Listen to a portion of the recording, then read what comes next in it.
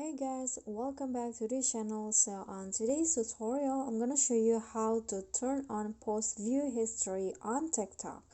So if you want to set the post view history on your TikTok, you can just follow these steps that I'm about to tell you. So here, I've already opened my TikTok, and then what you can do is go to your profile, click at the bottom, and then click on the three lines icon at the top, and here go to settings and privacy, click on that,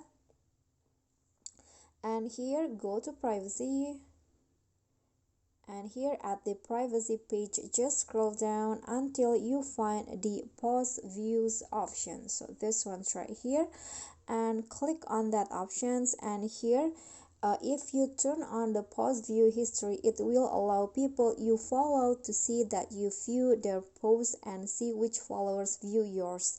Post view history will only be available for 7 days from the post date. So that's it. You can just click on this circle until it turns to blue like this, and it's already turned on.